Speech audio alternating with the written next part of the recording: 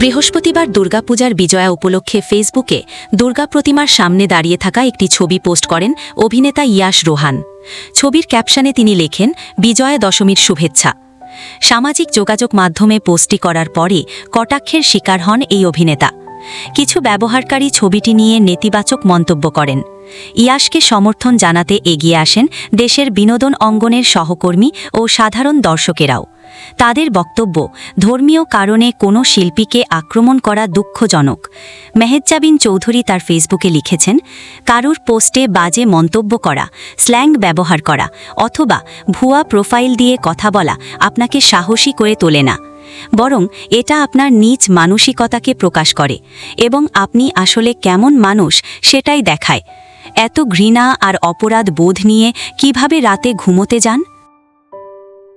অভিনেতা আরশ খান লিখেছেন, ইয়াশ রোহান বাংলাদেশের অন্যতম অভিনেতাদের একজন, যার অভিনয়, ব্যক্তিত্ব উভয়ই আমার প্রিয়।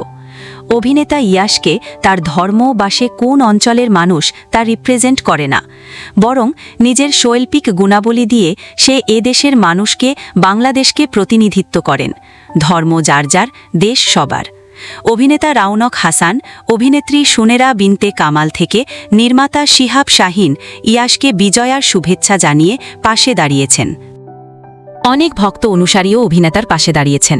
একজন দর্শক মন্তব্য করেছেন, কমেন্টগুলো পড়ে আমি সত্যিই স্তব্ধ।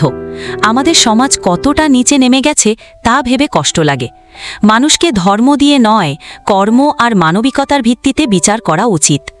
আরেকজন লিখেছেন, এসব মানুষের মন্তব্যে আপনি কিছু মনে নেবেন না ভাই। মানুষকে ধর্ম দিয়ে নয়, কাজ দিয়ে যেন বিবেচনা করা হয়। আজ শুক্রবার রাত ৯টা পর্যন্ত ইয়াশের পোস্টে প্রতিক্রিয়া জানিয়েছেন ৭৭,০০০-এর বেশি মানুষ। এতে মন্তব্য পড়েছে ১৬,০০০-এর বেশি। পোস্টটি শেয়ার হয়েছে ২,৭০০-র বেশি।